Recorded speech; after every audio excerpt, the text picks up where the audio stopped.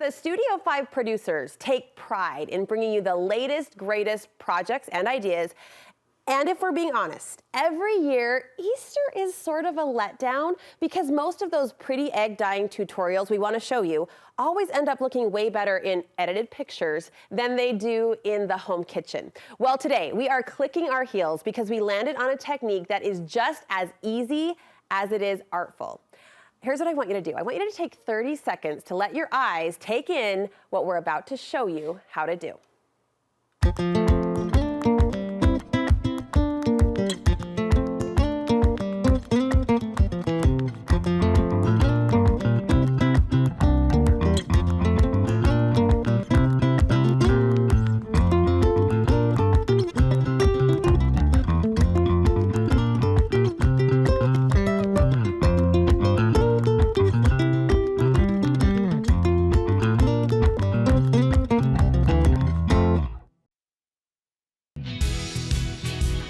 Was created using all natural dyes from everyday grocery produce. We are smitten with the soft, sophisticated hues, and Studio 5 creative contributor Kelly Lonnecker is here to teach us how to achieve it.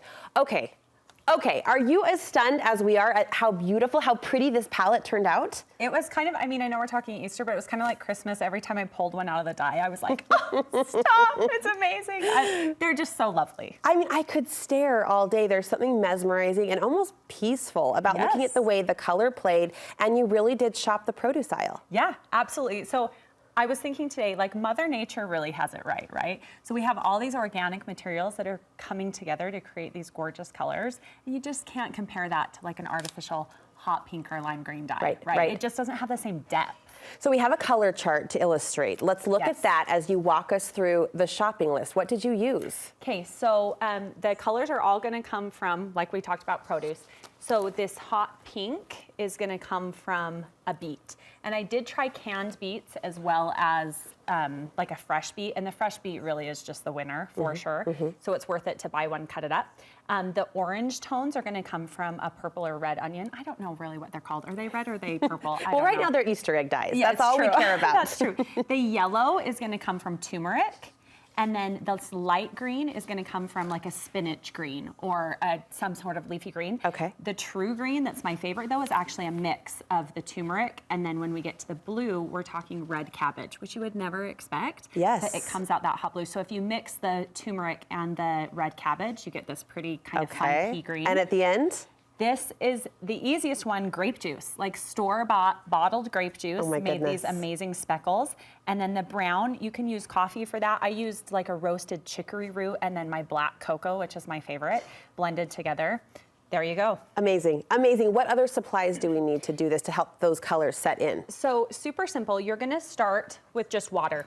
So pot of water, unless you're doing the grape juice. The grape juice, again, is the easiest one. It's just so if you want a lot of bang for your buck and just make it easy, I literally poured the grape juice into a glass jar, threw my eggs in there, left it. That's it. Okay. Everything else is gonna get boiled to kind of release the color from the vegetable. So you start with water. We'll just throw in cabbage, the red cabbage here. And as this boils, you're gonna boil it for like 20 to 30 minutes, okay? Oh, okay. You also wanna add a little white vinegar because that's gonna help the color set into your egg. Okay. Just like with anything, like vinegar sets a dye. So as we're boiling, are the eggs in the boil? So I did it both ways, and I like putting the eggs into the boil. Okay. Because A, I don't have to boil my eggs separately, and B, that heat, I think, really sets the color into the egg. So for that 30 minutes, the eggs are in the cabbage bath? Yes, and you want to try both white and orange red eggs. I don't know what they are. Brown, they're brown eggs. I don't know. It's true, white and brown eggs. And you can see kind of the color variation you get. So this one is a red onion on a white egg, but these are red onion on a brown egg. So same vegetable, red onion skins, but with the white egg and the brown egg is going to give you a completely different saturation. And you've got like a brown egg with grape here and a white egg with grape. But the thing is, you really can't predict what they're gonna turn out. I'll be honest, I would put in 4 eggs, 2 of each color, and pull out 4 completely different eggs. So it's really magical. That's a part of the magic, exactly. You said it so perfectly. is just to see how they come out. And Mother Nature imperfect, another reason to love her, right? And the inspiration we're drawing here. Absolutely. Now these gold flecked eggs take it to the next level. Yes, so this is kind of if you want to fancy it up a bit. I will say too, you want your dyes, these are going to take time. So these are a little patient. Mother Nature is always patient, right? Okay. So once these boil in, you're going to get a light tint, but then the magic is going to happen when you let it sit for 24 hours. So move it from the stove. Then and you can strain it or not strain it. My beets, I actually didn't strain. I put the chunks of beets into the jar with the liquid, and I feel like that made even a deeper color. And they sit overnight? Sit overnight in the fridge, so then your egg's not going bad. So you're going to let that kind of cool down, put the lid on the jar, put it in your fridge, and then I labeled all my jars so I knew which was which, right? And you can use a bigger or little jar depending on how many eggs you're doing. Then once you pull them out, you're gonna have to rinse them off. They get kind of this weird film on them. If you wanted to try, that film is darker, so you could try and dry it perfectly, but I feel like it's gonna flake off. So I just washed mine all off, and that's how I got these tones. Did it pain you to see the color going down the drain? It kind of did. A little bit? Just a little bit when you're like, that's amazing. And then but look, I mean, they're just so soft and like, they're still really deep and kind of moody feeling, and I love that. Well, it speaks to the movement of decor right now, which is more natural and more soft. So actually, I think in years past, we might have to gain a new appreciation for the softer color and the lighter hues, but I think now this is what we're craving. Yeah, but it still, don't you think it still feels very deep and organic, even though it is a lighter? Oh, the impact is huge. Yeah, absolutely. Especially when they're displayed like this in rainbow order. Well, and how easy to just take a board, drill some holes. That's all I did to make that. So that's your little egg stand here. Yes, just egg stand. I took a drill, drilled a hole, and it just so cute. Okay, I'm sorry I rushed this. Make sure to let them sit overnight. The longer the better, right? I was looking at shiny gold objects and getting excited. It draws you in. Okay, couple different ways to decorate these. So these are some beets. That's beet. And you'll see as your egg dries too, it still is gonna lighten up more. So this is kind of where it sat in the fridge and it's a little wet still, and it's gonna kind of dry more to this. But sometimes they don't. You can see kind of the variation. So it's just fun. They're all different. Okay, so to create the flecks, this is probably my favorite egg. It's like the Cosmos egg, right? It looks like a constellation. Let's just stop and admire this. Are you staring into the depths of the sky every time you look at this Easter egg?